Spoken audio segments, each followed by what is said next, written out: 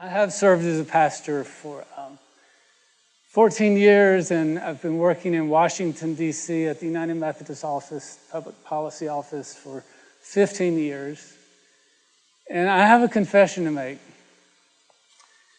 As a pastor, I hated asking for money. It seems like that would be impossible because pastors have to do that all the time, but I hated to ask for money. It was like I felt like I was imposing on people. I felt sometimes like I was begging for help. And then there was this other side of me that thought, well, God's just going to provide the money from heaven, and I don't need to ask anybody for anything. I just take what comes down and spend it, whatever we have, that's what we'll spend. And then I was so happy when I finally got a job in Washington, D.C., working at a church agency, and I thought, I'm not going to have to ask anybody for money anymore. And I realized that I was doing a lot of the reaching out to the churches, trying to explain to them what we were up to in Washington and why what we did was important and why they needed to financially continue to support the work of the General Board of Church and Society in Washington, D.C. And now, a few years ago, they made me Director of Development. So God has a sense of humor, right? So let me share just a few things I've learned about how we effectively reach out and engage people in the work that we're trying to do. Maybe it's similar to what you're doing. It's a few things I've learned, and maybe it will add to the discussion. First, I think it's very important that you be present with people. That requires for us bringing people to Washington, D.C., and I'm talking about face-to-face, human contact, putting a human face on the Board of Church and Society. Many times our local church people think, well, that's just those church bureaucrats. We don't know where that money goes. We need for people to see where the money's going and for them to be supportive of that. So face-to-face contact, bringing people to Washington, D.C., or traveling. So we travel a lot. Our staff travels all over the world, meeting with United Methodist, face-to-face, putting a human face on the Board of Church and Society. I don't know what type of work you do, but I'm sure a lot of it is enhanced in those personal relationships the way that you engage people face-to-face and explain what you're about. The second thing I think is very important is that you listen. We try to listen. I try to encourage our staff. Don't go with a strong agenda, but listen to where the people are. Many times our staff have particular issues they're working on Capitol Hill. They have bills they're following.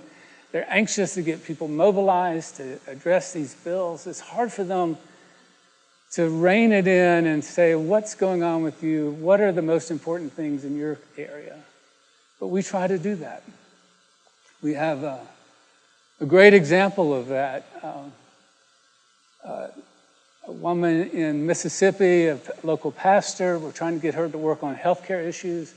Our agenda was to mobilize people in Mississippi to try to get Medicaid money, which is allocated for the state. If the state would just accept the money, a lot more people could have health care coverage through the Obamacare plan.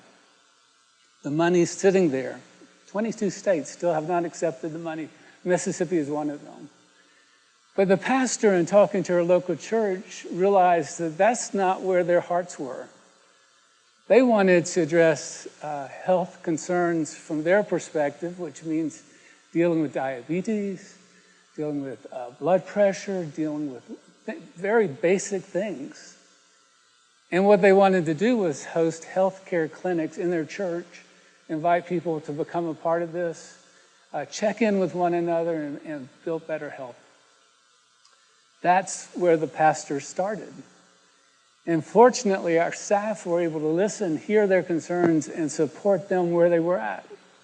So sometimes people are in a different place, and if we listen, we can connect and support without forcing them into our agenda.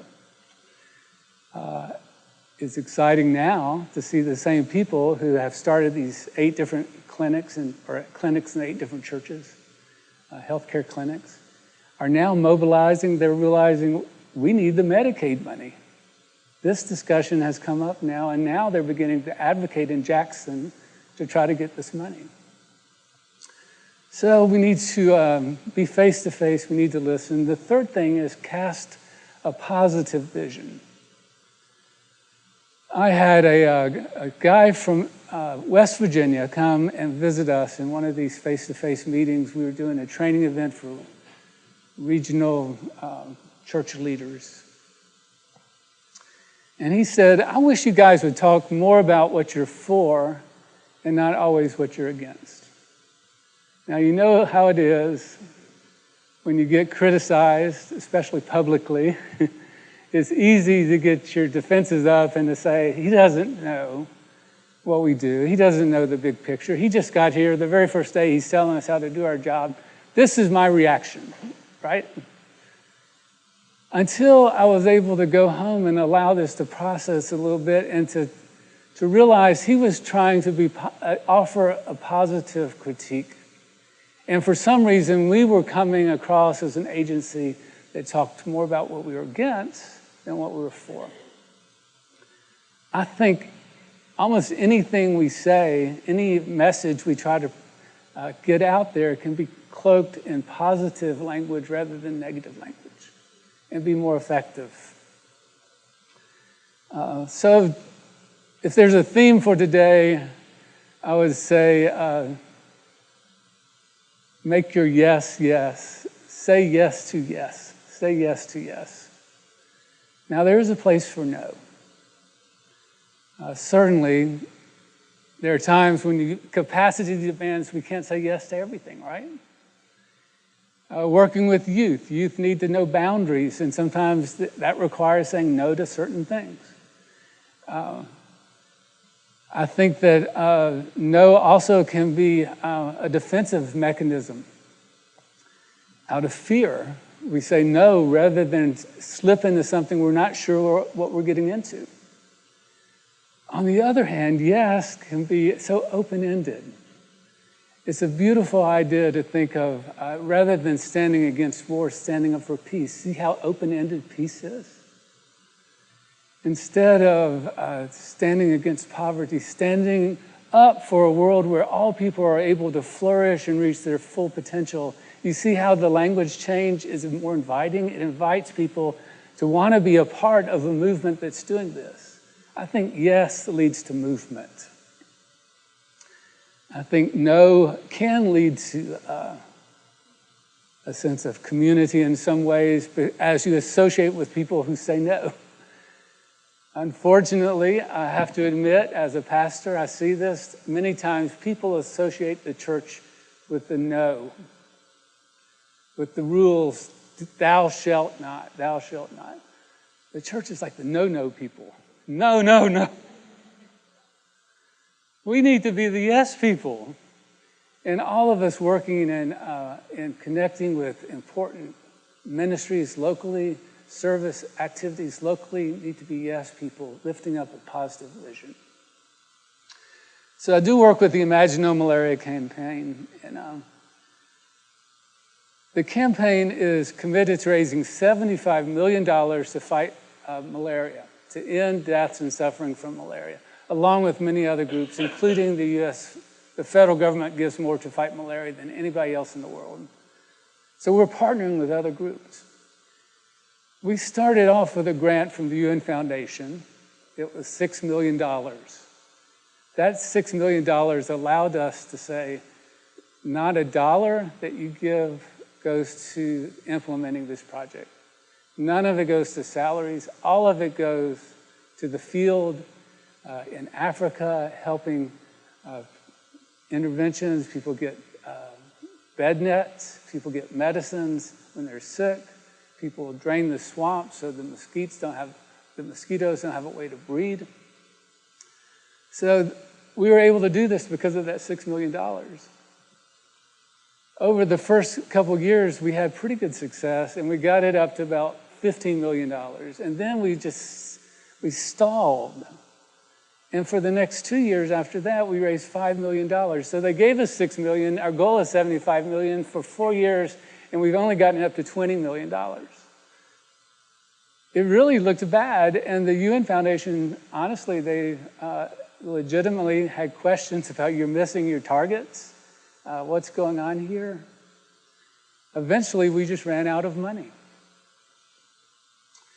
A turning point came in Minnesota. Minnesota is not a big United Methodist conference. It's one of the smaller ones. Anybody from Minnesota? Oh, good for you. I'm going to celebrate Minnesota. Bishop Sally Dick in Minnesota really got behind this campaign.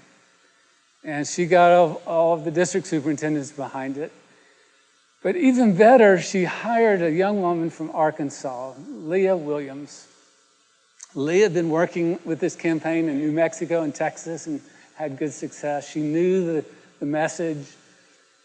And she was a ball of fire. And she went up to Minnesota and started going church to church, district to district, telling the story.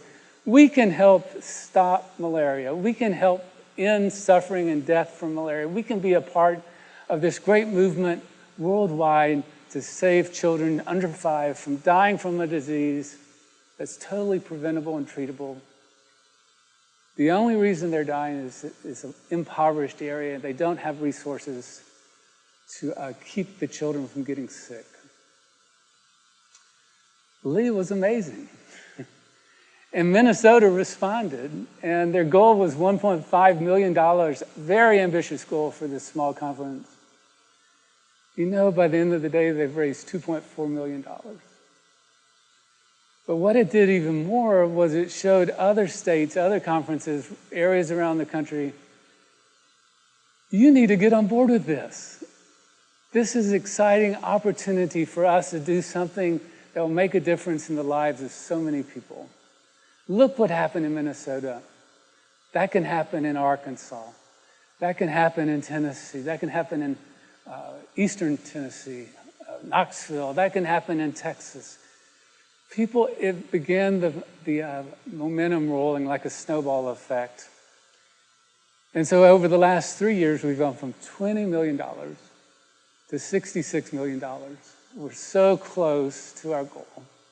And we fully expect to make it by our next General Conference next spring. I think casting that vision in a positive way, saying what we can accomplish together, and inviting people to be a part of that is huge. This is our opportunity to make a difference. And I think it's so important for the church to be on the side of yes and not always on the side of no, no, no, no. All of you have difficult work. I've talked to some of you about your work, working with at-risk kids. I feel for you. I believe what you're doing is making a difference in the lives of these young people. It's changing lives, and it's changing the world. I applaud you for that. I hope that you'll find an ally in your churches and people of faith in your community, that they'll be supportive, that you'll cast a positive vision together, and that you will make a difference in the lives of these people, these young people that you're working with every day.